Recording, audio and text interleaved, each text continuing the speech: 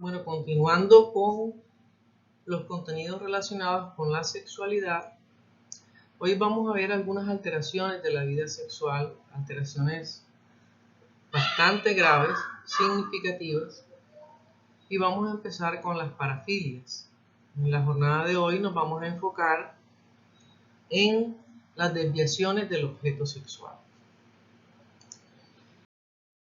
Iniciamos conceptualizando lo que es una parafilia. Viene del griego para, que significa al lado de, al margen de, asociado a, y filia, que significa amor o atracción.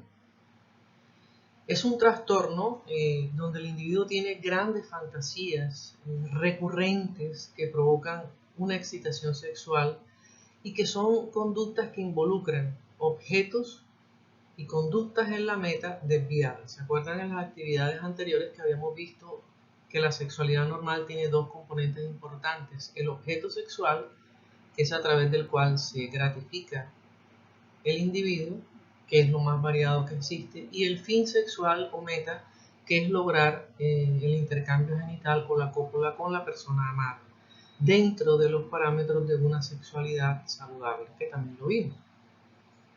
Las parafilias presentan alteraciones, bien sea con relación al objeto o con relación al fin. Y hay algunos individuos que combinan los dos tipos de alteraciones, tanto del objeto. ¿Desde cuándo existen las perversiones?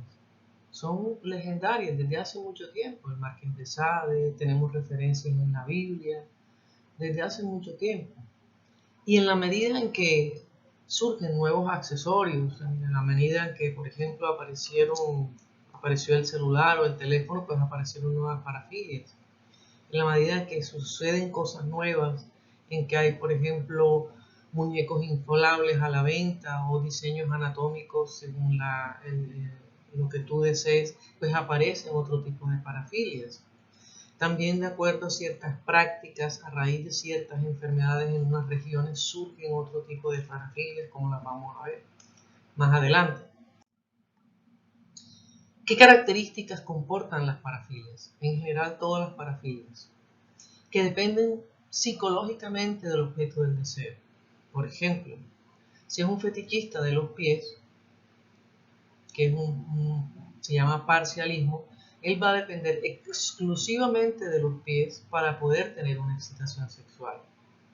O, por ejemplo, el pedofílico, que es con niños o púberes, va a depender exclusivamente si hay un niño o un púber. De lo contrario, no hay una excitación sexual saludable. No pueden sentir placer a menos que el objeto esté presente de alguna forma. En algunos casos, algunas parafilias pueden ocurrir en circunstancias especiales de la vida, en circunstancias de crisis, de problemas específicos.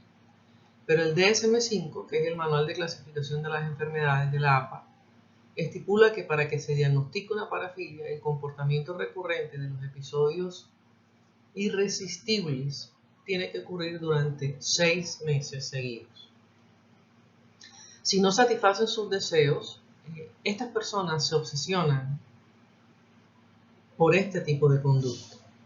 De ahí que desde el psicoanálisis y desde muchas corrientes de la psicología, las parafilias no tienen cura. Existe un daño profundo en el carácter, hay una alteración profunda que es irreparable.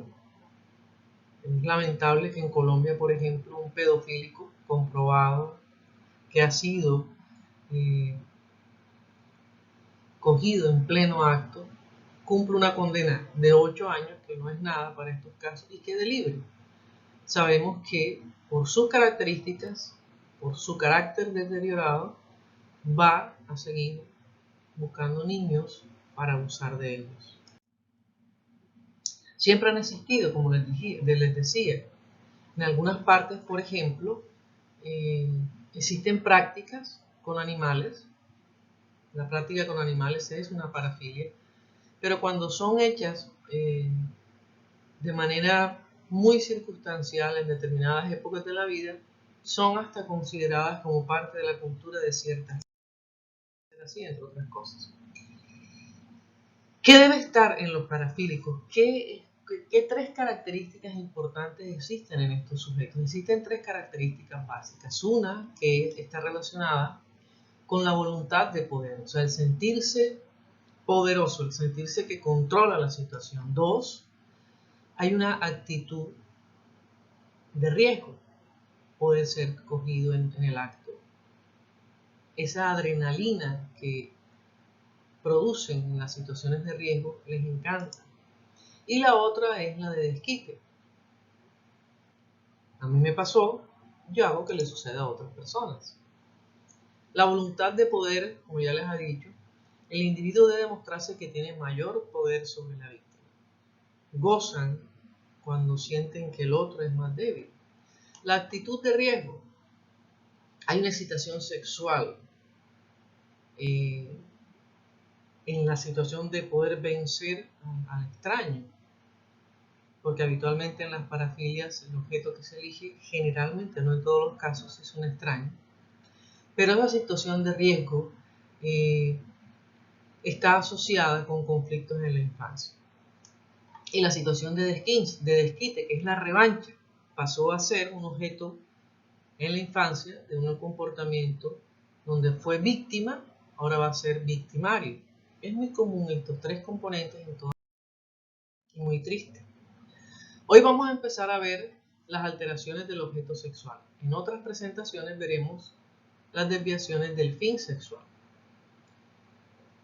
El objeto sexual es aquel a través del cual se satisface a la persona. Se supone que el objeto sexual común, normal, entre comillas, es la persona del sexo opuesto.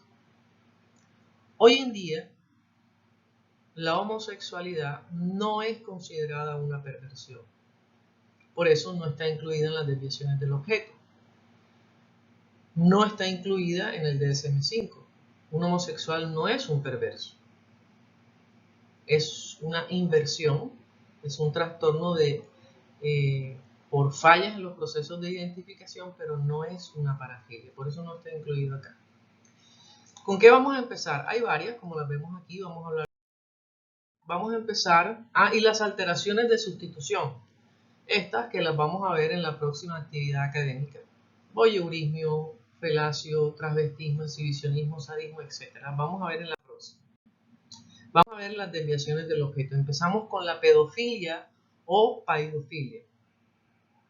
Existen muchas cintas cinematográficas que nos hablan de este trastorno. En Colombia hace unos años hubo una novela que se llamaba El laberinto de Alicia, donde uno de los protagonistas, que se mostraba como una persona amable, cariñosa, colaboradora, cercana a la familia, que son características muy típicas de los pedofílicos y generalmente están en el núcleo familiar y muchas veces son familiares muy cercanos, hermanos, tíos, papás, padrastros, madrastras, que son personas muy amables, pero que en sí son solitarios y no tienen una relación sólida con sus parejas. No tienen una adecuada relación sexual con sus parejas. ¿Qué es lo que le gusta al pedofílico? El pedofílico lo que lo excita es la vulnerabilidad de los niños, sean niños o niñas. Hay diferentes tipos de pedofílicos. Hay algunos que les gustan, los pedofílicos generalmente son varones, pero también pueden haber mujeres. Pero lo más común es que sean varones. Les gusta que sea un niño, debe ser estar dentro de la niñez. Niñez temprana, de 0 a 5 años, niñez tardía, de 6 o 5 a 12 años. Este es más o menos el rango de los que les gustan. Unos eligen a niños de su mismo sexo, o sea, comportan una homosexualidad más una pedofilia, o pueden ser niñas, en el caso de hombres que buscan niñas. Se presenta alrededor de 6 meses, como dice el DSM-5. Son deseos irrefrenables. Yo quiero que eso les quede claro. Es algo irrefrenable. ¿Qué significa irrefrenable? Que nada los va a detener. Ni la ley, ni la familiaridad, ni la paternalidad, ni la maternalidad. Nada los va a detener. Esos deseos irrefrenables. Esos deseos irrefrenables están asociados a intensas fantasías y que lo único que desea el perverso es realizar su deseo. Su ley es realizar su deseo. El individuo, para poder ser nombrado como pedofílico, debe tener alrededor de 16 o más años. De lo contrario, es un niño que puede estar cometiendo un acto, pero no es considerado un pedofílico. El pedofílico tiene la intención de buscar niños. No es algo que se presentó ocasionalmente y sucedió, como puede ser en muchos juegos infantiles de menores de edad. Están solos y entonces empiezan a tocarse y pueden hacer lo que sea. Estamos hablando de una persona que ya cumpliendo de 16 años o más, intencionalmente acecha, seduce, controla, ataca y puede llegar a la violación. Hay atracciones exclusivas por niños, otras por niñas, etc. Ya dijimos que son niños y son impúberes. ¿Qué características generales? La mayoría son hombres. Muchos pasan inadvertidos. Muchos padres biológicos, que la gente diría, pero ¿cómo si es el papá? La enfermedad no tiene, la enfermedad psíquica no tiene que ver con si son papás o no son papás, o si es padrastro, habitualmente son los padrastros. Muchas mamás enfermas, más enfermas que los pedofílicos, saben de estas realidades y se quedan calladas. Hay muchos casos de estos. Por cuestiones éticas no puedo hablar, no debo hablar de eso. Pero muchas madres son las cómplices silenciosas de los pedofílicos. Incluso sus propias hijas están a merced de este tipo y estas mujeres hacen como si no se dieran cuenta. Se van de la casa y dejan a las niñas o niños solos con estos tipos en la casa, sabiendo lo que puede pasar, observando los comportamientos disfuncionales de sus hijos y sin embargo lo permiten. ¿Qué se debe hacer en estos casos? Si alguno de ustedes conoce algún caso de estos, las niñas o los niños que les hayan pasado, nosotros somos superiores que nuestras adversidades y tenemos que pensar que en el mundo siempre va a existir un motor hacia la salud y la oportunidad de superar nuestros conflictos. Yo los invito a que busquen en un entorno lejano a ese entorno tóxico donde le ha pasado lo que le ha pasado y hablen con alguien que sea una figura idónea, una profesora, un profesor, alguien importante o un miembro de la familia que ustedes consideren que sea más saludable y hablen de estas cosas, porque el silencio se convierte en un tóxico que te va envenenando internamente y te va haciendo mucho daño. Todo aquello que se calla y es negativo se siembra en destrucción. Entonces, tenemos que hablar de este tipo de cosas. Por eso damos estos temas, porque usted tiene que ayudar a la gente a vivir una vida normal, a vivir una vida sana y placentera. Por eso hablamos de sexualidad saludable. Muchos de estos pedofílicos, la mayoría son hombres, sufren intensos periodos de ansiedad y de depresión, de angustia, de estrés, de agotamiento mental. Pasan por periodos como la abstinencia de un adicto, cuando no ejecutan la acción pedofílica, se desesperan, porque es algo interno que los obliga a realizar el acto pedofílico. La mayoría tiene dificultades para relacionarse con sus mujeres, son inseguros. Los actos no necesariamente llegan a violaciones, pueden haber tocamientos, puede o no haber penetración, pero hay una actitud de poder y de dominio sobre el infante. Los pedofílicos, según algunos autores, han sido clasificados de diferentes formas. Abusadores situacionales, o sea, en épocas muy estresantes se ven invadidos por fuertes impulsos para tener contacto sexual con infantes. No es normal. No quiere decir que porque haya ocurrido pocas veces es una conducta normal. Siempre son personas que hay que denunciar, que hay que apartarlas de mi entorno. Lo que para mí es tóxico tengo que apartar. Abusadores preferenciales. Estos abusadores preferenciales es que su vida, desde que tienen uso de razón, son conscientes de su desviación sexual y viven por y para esa conducta pedofílica. Hay unos que son violadores. En Colombia, en Barranquilla, tuvimos algunos casos de estos en un colegio. El tipo, pues, lo agarraron, estuvo preso, lo soltaron, como ocurre en las leyes colombianas. Y bueno, alguien tomó la ley por sus manos y este tipo murió. El fuerte de ese pedofílico era que era un violador y a veces esas violaciones son tan intensas, tan bruscas, porque es un hombre grande y estos son criaturas pequeñas que todavía sexualmente sus órganos sexuales no están formados. Hay hemorragias internas, hay desgarros internos y muchos niños pueden morir. En algunas culturas, por ejemplo en Asia, donde la pedofilia es permitida, incluso no es llamada pedofilia, sino que muchos padres entregan a sus hijos, generalmente padres de situaciones económicas bajas, a estos jeques de mucho dinero, les entregan sus hijos y ellos usan y abusan de estas personas con las que se casan, porque se casan con niñas de 12, de 10, de 9 años, y muchas de estas niñas mueren en la noche de bodas. Y es algo que culturalmente es permitido. ¿Cómo es posible que hayan culturas así?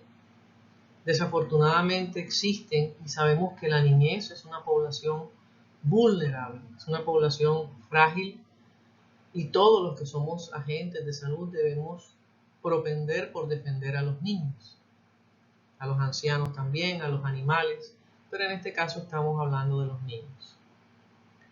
Hay algunos de estos pedófilos que se deprimen frecuentemente, pasan por crisis, incluso pueden estar hospitalizados con grandes depresiones. Pero en términos generales, todos los pedófilos de todas estas características que hemos mencionado cumplen con las indicaciones del DSM-5. Bueno, otra parafilia de desviaciones del objeto, una muy extraña, está considerado parafilia no especificada, o sea, porque no tiene características comunes. Faltan muchos estudios, sin embargo, existen y existen en Colombia. La necrofilia, necromanía o tafofilia es la atracción por cadáveres. El objeto sexual es un cadáver. Es una persona, es un ser inerte que puede o no estar en descomposición. Hay tumbas que han sido profanadas, no se encuentran los cadáveres. Muchas de estas personas conservan restos de sus cadáveres en sus casas. Son personas solitarias. Muchos pueden comportar con un comportamiento psiquiátrico grave, una esquizofrenia, un delirio crónico. Son personas que físicamente se notan incluso con comportamientos se ven sucios, se ven desagradables. Habitualmente trabajan en morgues, cementerios. Algunos enfermeros que les encanta, por ejemplo, los turnos nocturnos, que han hecho muchos estudios de estos, y estos enfermeros lo que hacen es que una vez muere la persona, en la morgue abusan del cadáver. Algunos esta necrofilia la combinan con canibalismo, o sea, comen partes del cadáver. Y hay otros tipos de necrofilia donde el objeto pierde a su objeto amado y una vez muerto lo posee sexualmente. Son alteraciones graves de la personalidad. Esto no se da en todas las personas. La característica irrefrenable es que tiene que ser con cadáveres. Puede incluir mutilación o no del cadáver. Algunos les quitan la cabeza, les quitan parte y las guardan en su nevera o se las pueden comer. La intención de ellos no es matar a la persona. Lo que a ellos les interesa es tener sexo con un cadáver y son profanadores de tumba. Otra parafilia que particularmente la considero asquerosa, como todas que son asquerosas, pero esta es particularmente asquerosa, es la coprofilia. También es una parafilia no especificada que consiste en tener placer con materia fecal, con el excremento. Hay personas que a las parejas le piden que defequen en ellos o ellos defecan en ellos. El olor a excremento les excita. Hay alguna parafilia parecida a esta que se llama coprolagnia, que es el placer en observar a personas defecando. Es una parafilia no especificada, pero es muy común y se presenta en adultos jóvenes muy frecuente. Una de las parafilias modernas es la escatología telefónica, también es una parafilia no especificada o línea caliente. ¿Cuál es el placer? El placer es totalmente auditivo, donde el objeto sexual es el sonido erógeno a través de una línea telefónica o de un celular con una persona que es totalmente desconocida. Recuerden que todas las vías erógenas, todo el cuerpo es una zona erógena y todo tu cuerpo lo puedes usar como objeto de placer con tu pareja. Pero es parafilia solo si está limitada a un área específica. Por ejemplo, aquí lo que les produce placer es las llamadas indecentes, las propuestas inadecuadas a nivel telefónico. Y que entre otras cosas ya hay un comercio de esto y son costosas. Hoy en día con el avance de las tecnologías hay mucho acceso a la escatología telefónica. Desafortunadamente. La gerontofilia es el placer sexual con personas ancianas, con personas mayores. Recordemos que la tercera edad empieza a los 65 años. ¿Cuándo es una gerontofilia? Cuando estás con un anciano, o sea, una persona que empieza la tercera edad en adelante. ¿Cuál es la ancianidad? La ancianidad empieza a los 75. Entonces usted ve muchachas de 20 años, de 25, con un hombre de 70. O al revés. Son personas que no superaron su Edipo de manera adecuada y buscan a una persona que más que sexo, que más que atracción, que sí puede haberla obviamente, buscan a una persona protectora que simbolice a sus padres, a su padre o a su madre. La zoofilia, qué triste que esto existe. Otro de los seres en el mundo que son indefensos, aparte de los niños, son los animales. Los animales han sido objeto de investigaciones, de maltratos, de vejaciones, de todo. Esta parafilia atraviesa la barrera de la especie. En algunas culturas es considerado normal, por ejemplo en los pueblos, en los adolescentes que buscan las burritas, las cabras, algunos cogen gallinas, en fin, algunos animales los matan cuando hacen estas prácticas. En el medio, en el argot pornográfico, utilizan mucho los marranitos, las chonchitas, porque estos animales, su vagina, su vulva es muy parecida a la de la mujer. Desafortunadamente los usan para eso. ¿Cuándo es una parafilia? Cuando durante 6 meses o más, estas personas, su placer y su sexual es única y exclusivamente con animales. De lo contrario, no hay parafilia. Otro muy común y que se presenta en nuestra cultura, donde el transporte masivo es ultramasivo, encontramos los froteuristas, aquellos que sienten gran placer en rozar sus genitales con el cuerpo o con los genitales o con partes del cuerpo de una persona que sea especialmente extraña. O sea, no se placen con un extraño, sino con una persona conocida, sino con un extraño. Esta parafilia viene del francés frotter, que significa frotar. Ellos se masturban rozando el cuerpo de la persona. Ellos no les interesa tener relación genital. A ellos lo que les interesa es rozar nada más. Y eso para ellos es la mayor fuente de placer. Hay que ver, por ejemplo, si eso se presenta en un entorno controlado. Muchas veces cuando hay un entorno controlado en los que no se presenta la situación o la fricción es limitada. Sin embargo, esta parafilia tampoco tiene cura. Hay personas que, algunos dicen que hay una remisión total. Yo no estoy muy de acuerdo en las remisiones, es decir, en la desaparición de los síntomas, porque estas parafilias no tienen cura. Siempre la víctima es una persona extraña. Busca lugares concurridos, el metro, los autobuses, los conciertos, las filas. La víctima no sospecha en lo absoluto para nada de lo que está pasando cuando sientes la persona encima o siente el genital de la persona en su cuerpo. Son supremamente suspicaces, actúan rápido y se desaparecen de la escena. No es normalmente precedente de una actividad sexual. ¿Qué significa esto? No es que ellos rocen para después tener sexo, no. Simplemente el rozamiento es lo que les gusta. El froteurismo es lo único que les gusta.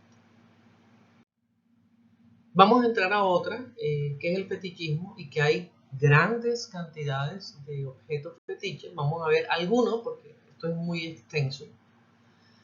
¿Qué es el fetichismo? Es depender de un objeto, que ese objeto es un objeto inanimado, es una prenda de vestir, es pelo, es un pie, es un zapato, una parte del cuerpo, etc. Pero el individuo ha dotado esa parte inanimada de tener las características de atracción sexual. Solo si a través del fetiche es que la persona satisface su excitación sexual.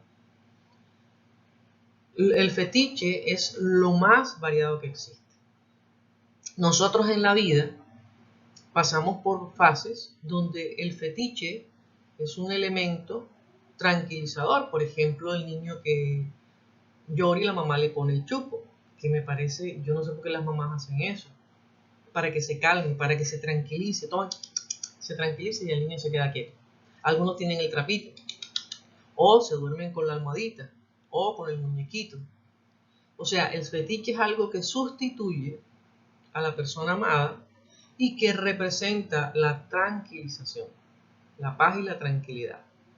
Estos fetiches en la infancia son transicionales, o sea, ocurren, desaparecen.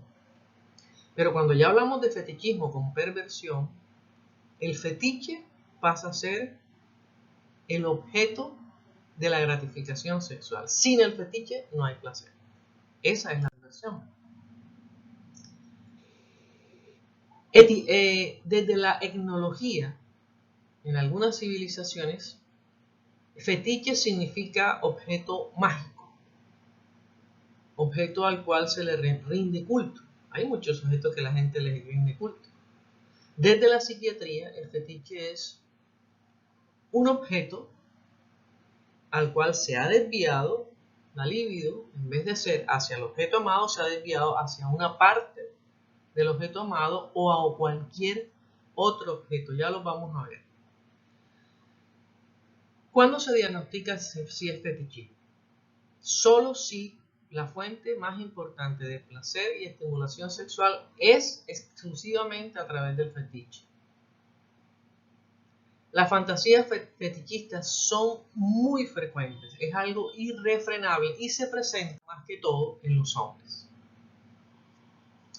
Ahora vamos a ver fetiches comunes. Como ven en las imágenes, el pie se llama parcialismo, es una parte del cuerpo que es fuente de placer. Ahora vamos a ver otras partes del cuerpo.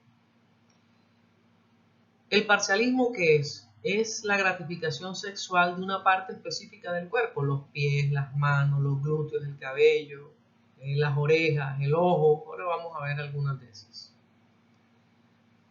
En el caso de los pies se llama podofilia. Muchas veces esta podofilia está asociada no solamente al placer con el pie, sino al olor desagradable de un pie sucio o de unos zapatos con olor sucio, y se llama osmolagnia, que a veces las dos están asociadas.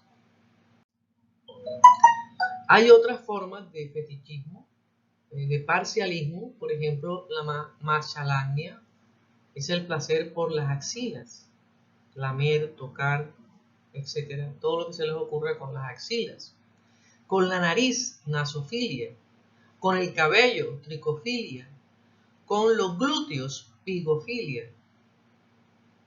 Hay otro tipo de fetichismo que tenemos que tenerlo claro, que es el fetichismo travestista. ¿En qué consiste este fetichismo travestista? En que un hombre presente impulsos incontrolables por utilizar ropa de mujer para lograr gratificación sexual. O sea, el tipo se viste de mujer para poder estar con una pareja, puede ser un hombre o puede ser una mujer, y solamente utiliza la ropa, vestirse como el sexo opuesto para tener la gratificación. Una vez tiene la gratificación, se quita la ropa y ya. Eso se llama fetichismo travestista. Es muy común, tenemos representantes colombianos que tienen esa modalidad, vive con su esposa y solamente se siente sexualmente atraído con la esposa cuando está vestido él de mujer, y solamente así puede tener una relación sexual con su esposa. Mientras que el travestismo transexual es aquel que quiere cambiar su cuerpo totalmente. El travestismo fetichista no quiere cambiar su cuerpo, simplemente se viste del sexo opuesto para tener relaciones y ya. Son desviaciones significativas de la respuesta sexual. ¿Qué genera el fetichismo?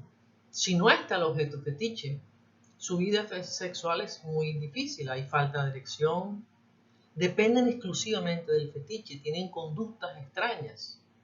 Muchas veces realizan delitos por obtener el objeto del fetiche. Por ejemplo, los que les encantan figuras religiosas, muchas veces roban eso de las iglesias.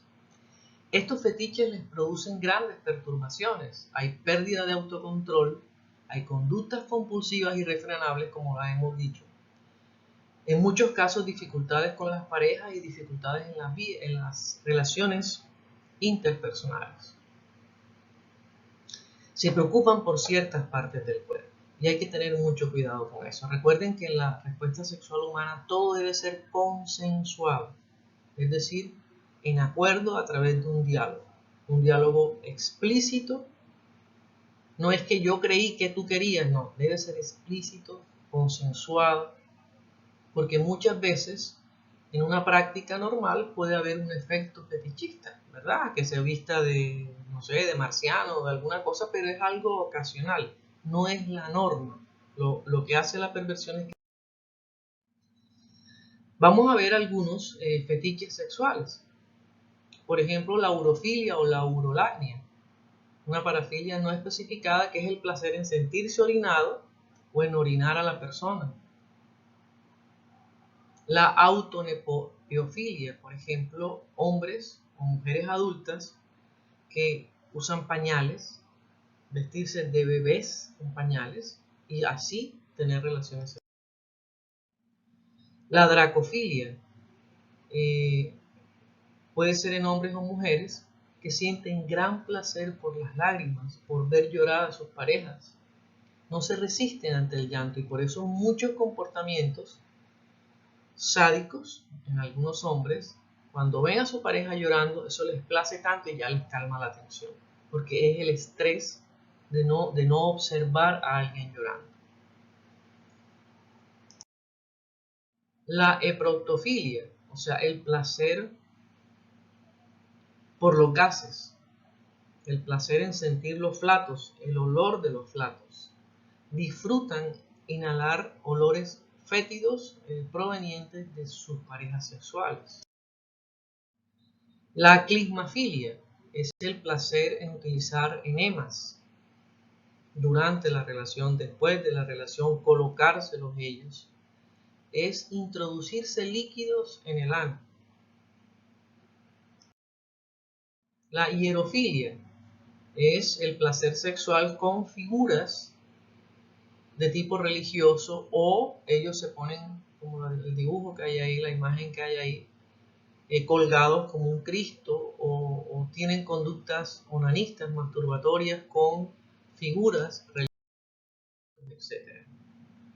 Otro también, que aparentemente se ve como extraño, pero es muy común, que es la sinforofilia o sinforofilia, con M o con N. Es el placer sexual que se siente cuando se ven accidentes. Pueden ser que organice el accidente, puede ser que lo presencie el accidente, puede ser que imagine el accidente. Usted ve que muchas personas, usted les ve el video, les ve la computadora y tienen guardados 500 accidentes de tránsito. Y ven y son felices viendo eso, los excita, es una especie de imagen visual que los excita y se masturban viendo este tipo de video o viendo accidentes. Otro muy común es el pigmalionismo. Sabemos que Pigmalión, una figura literaria, ¿verdad? Que un escultor hizo su escultura y la hizo tan bella que se enamoró de esa escultura y le pidió, una vez se durmió y le pidió a la diosa Afrodita que por favor, eso que él deseaba, que esa figura que él amaba se convirtiera realmente en su esposa, y se durmió. A la mañana siguiente, cuando se levanta, ¡oh, qué maravilla!, que la estatua se había convertido en una gran mujer. Eso es mitología. Pero de ahí viene el término de pigmalionismo o agalmatofilia, que es atracción sexual o el placer sexual con estatuas, con dibujos, con modelos anatómicos humanos. Es muy común. Inicialmente lo utilizaban mucho los marineros, ¿verdad? Que tenían mucho tiempo en alta mar y supuestamente no tenían pareja, entonces tenían muñecos inflables o estatuas. Ya hoy en día esta perversión tiene hasta un público especial y la persona manda a hacer su estatua particular y eso es lo que lo excita. De todas maneras, hay una gran dificultad en las interacciones sociales porque el objeto amado tiene que ser totalmente inerte, inexpresivo.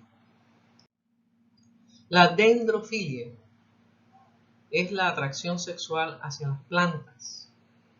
Muchas relaciones amorosas, ¿verdad?, usan flores y mandan pétalos en la cama. Eso no es una dendrofilia. Dendrofilia es cuando el placer es exclusivamente a través de plantas. Se masturban con o se introducen frutas o verduras en los genitales, en el ano, en la vagina. Pero el placer sexual es todo el juego erótico con plantas. Hay una distorsión muy grande del objeto sexual. Tienen que ser objetos inanimados. En este caso son plantas. La emetofilia es el placer sexual por el vómito. En este caso, ver a alguien vomitar, introducir el vómito en otra persona, haciéndolo por sí mismo, hacérselo a otras personas, haciéndoselo a los órganos sexuales, vomitando en la boca, escuchando a alguien vomitar. El vomitar tiene 3 pasos que son el espasmo, la expulsión y el alivio, y muchos lo asocian con la respuesta sexual humana. La odaxelgania o el placer en morder los labios. A veces no es la mordida suave sin marca. Estas mordidas dejan marcas, sacan sangre, es el placer, hay un placer sádico en destruir o besar los labios mordiendo. La misofilia. Este tipo de fetichismo es un fetichismo sucio. Bueno, los demás también, pero este es peor, porque es el placer en la suciedad, en amar lo sucio, por ejemplo, en prendas femeninas impregnadas de desechos con mucho olor desagradable. Habitualmente se presentan hombres y Las habitaciones donde estos tipos viven son asquerosamente sucias porque miso significa suciedad, les gusta lo puerco y eso lo es. La aucolofilia. Hoy en día existe una tendencia en Japón del beso al ojo, del beso en los ojos, de lamer el ojo, de succionar el ojo. Es una atracción por el área ocular. O incluso algunos pueden frotar los genitales con el ojo. Es un parcialismo. La anastimafilia es el placer con gordas o con gordos, con sobrepeso. Sentir sobre ellos o sobre ellas personas extremadamente obesas, donde incluso han habido casos que personas han fallecido porque han sido aplastadas por los objetos amorosos.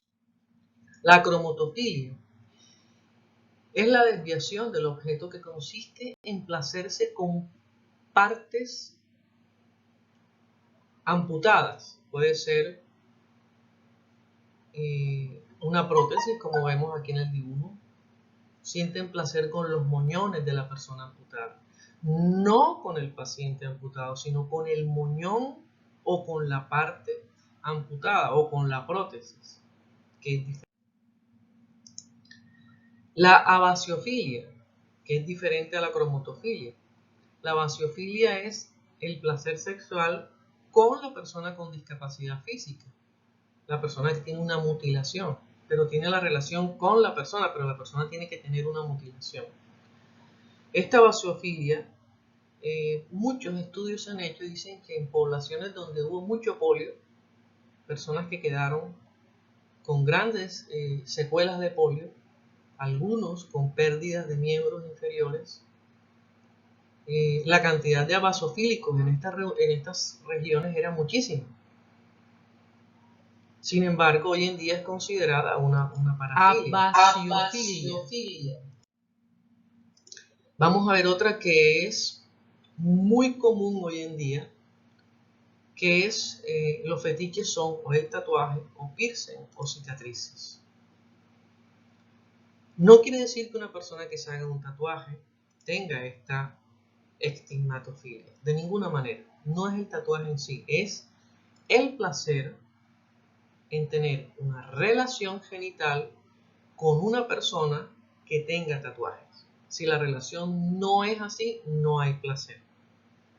No hace referencia a que a la persona le gusten los tatuajes, los cicatrices o el piercing, sino que estos individuos no sienten excitación sexual si la otra persona no tiene esas características. Eso es lo que es patológico.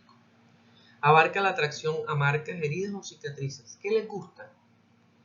Ellos plantean que les encanta pensar que estas personas, al haberse tatuado, sufrieron mucho en ese proceso del tatuaje o del piercing o la cicatriz que tienen y hacen toda un ritual en torno a la cicatriz porque han sufrido mucho y eso les fascina. Y además, en tatuarse se ha comprobado que hay una gran segregación de adrenalina cuando se están tatuando. Entonces, el pensar y recrear todo eso les brinda gran placer.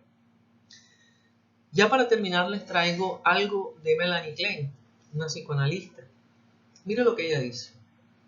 Si estamos dispuestos desde lo profundo de nuestra mente inconsciente a liberar hasta cierto grado nuestras quejas hacia nuestros padres y los hemos perdonado por las frustraciones que debimos tolerar, estamos en paz con nosotros mismos y seremos capaces de amar a los demás en verdadero sentido de la palabra. Yo quiero que relean esto después.